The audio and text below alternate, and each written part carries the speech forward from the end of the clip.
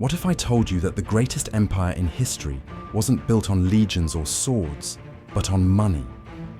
And that its ultimate downfall came not from barbarian invasions, but from its own financial decisions. The Roman Empire, that glittering symbol of power and civilization, mastered the art of economic domination long before modern capitalism was even conceived. In the early Republic, Rome's wealth was forged through iron discipline, taxation, and trade. Farmers became merchants, merchants became bankers, and the state became the world's first financial superpower. As Rome expanded, conquered territories paid tribute not just in gold, but in grain, slaves, and raw materials, feeding both the body and the treasury of the empire.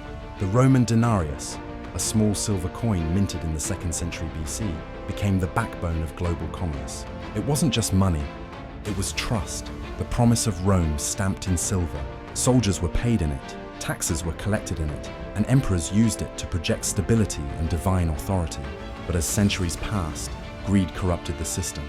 Wars demanded more men, more weapons, more coin.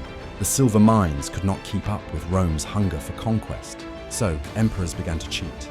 They clipped coins, diluted silver with cheaper metals, and flooded the economy with money that was worth less each year. Inflation soared. Bread that once cost 1 coin soon cost 10. The rich hoarded gold, the poor starved. Sound familiar? In a desperate attempt to fund the military, Emperor Caracalla introduced the Antoninianus, a coin that looked silver but was mostly bronze. Rome had invented quantitative easing 1,700 years before the term existed. It worked for a while, but fake wealth can't hold up an empire. When money loses trust, armies lose loyalty, and when armies lose loyalty, empires burn.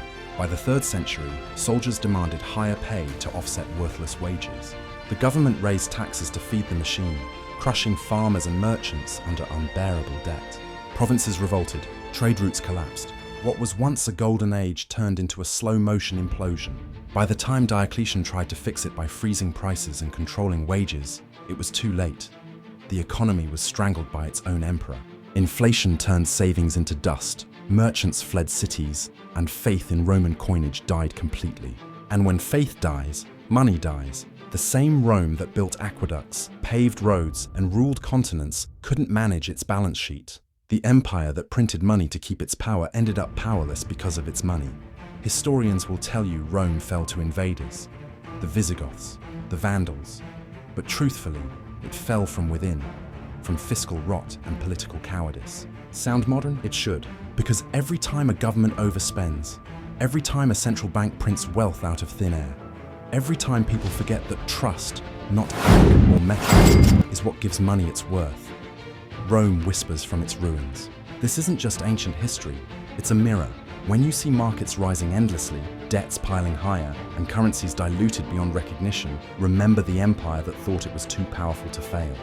Remember Rome, the first economy to master money, and the first to destroy itself with it. Because empires don't collapse overnight. They rot quietly, coin by coin, promise by promise, until one day the world wakes up and realizes the gold is gone, the silver is fake, and all that's left is debt and dust. That's how Rome fell, not in battle, but in the books. And that's how every empire eventually falls.